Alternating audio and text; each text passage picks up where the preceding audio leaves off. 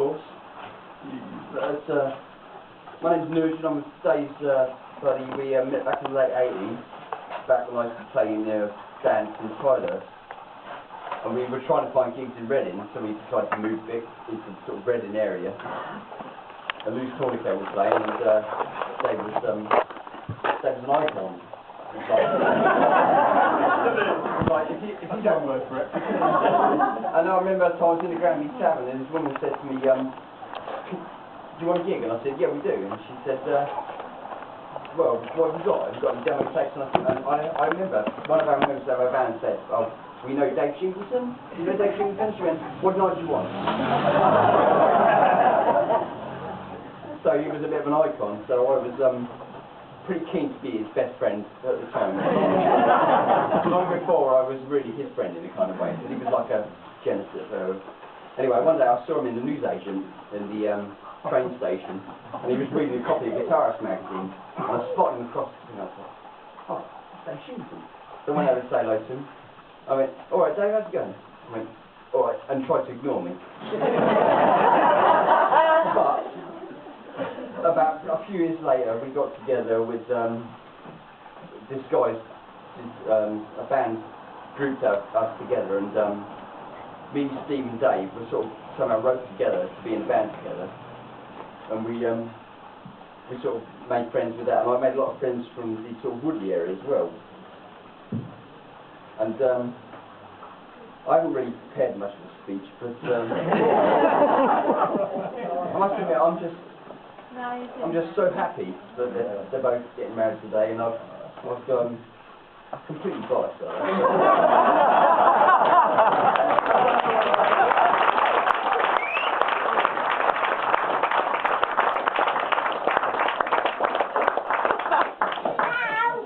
My nerves let me down, as usual. I knew they would.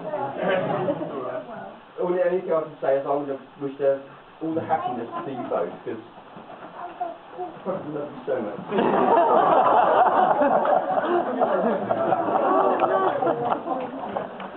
I'm so sorry, man. Already groomed.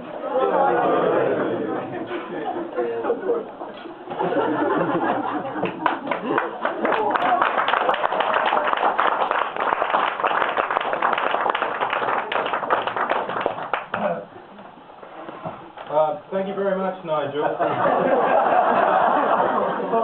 don't know how I'm going to follow this. I did prepare some words. So, my name's Steve Steele. I'm the second best man. The better man. That's what I've been saying all week. Ladies and gentlemen, and esteemed members of the Bull and Checkers Formation drinking team, before I begin, I know Dave proposed a toast, but I feel I must make an apology on behalf of a certain reigning monarch, who, having been so upset that she didn't receive an invitation, has attempted to upstage this monumental union by putting her knees up a few miles that way, called the Jubilee. I'm like, I am sorry, Your Majesty, but this is rock royalty right here. Anyway, a long-standing tradition is for me to use this thankfully brief and rare oratory to make the groom squirm, really, and wonder why he ever bothered inviting me in the first place. While I regale you with torrid tales of drunken debauchery and some questionable acts, the groom's distant past. But I'm not going to, at least until this evening. However, let me begin by saying when I first met David in the summer of 1988, I utterly despised him.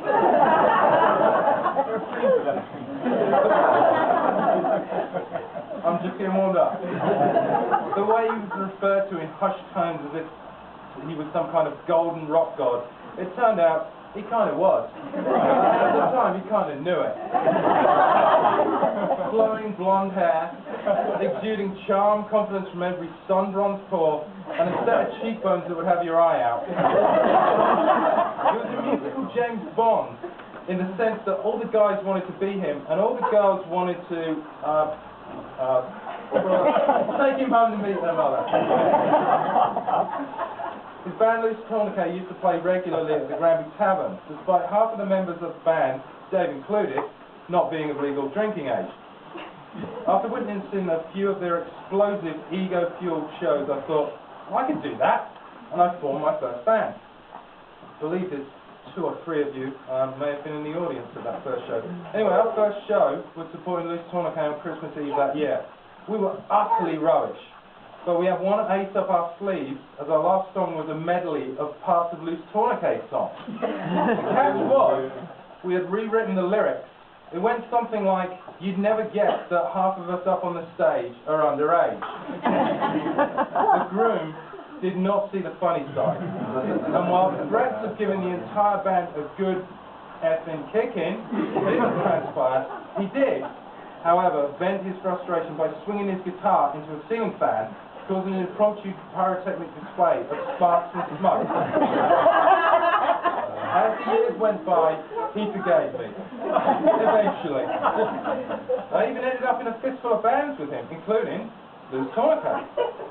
Back then we thought of ourselves as local rock stars, although very few people tended to agree with us. After band practice we would often hold court at the Cooper's Pub. And it gets a bit blurred here because my recollection isn't the same as yours, so ignore this. Angeline Jane Snary happened to be there one night, and as her friends were a few years younger than us, we thought of them as annoying rugrats. Angie especially, as whenever I got up to put a couple of quid in the jukebox, she would be, oi, put me knife on, oi, oi, oi, tall skinny bloke, put the meat knife on. Eventually, it's just to shut her up I would. Angie's persistence would also extend in her pursuit of David. And despite his acting ignorant of her advances for a time, he was definitely not. This would eventually lead to one of the longest engagements in recent memory. The bride being a lady in waiting for a full decade.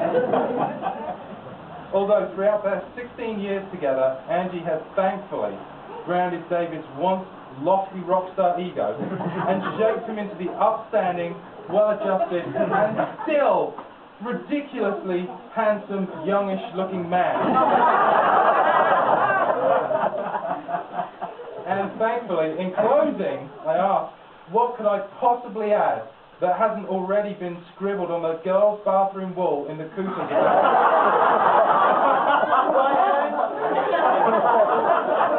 Please join me in raising your glasses to toast my best friend, the true best man here today, and his beautiful bride Angie, Mr. and Mrs. David Shingleton. May you both have a long, healthy and happy marriage and have a good time all the time.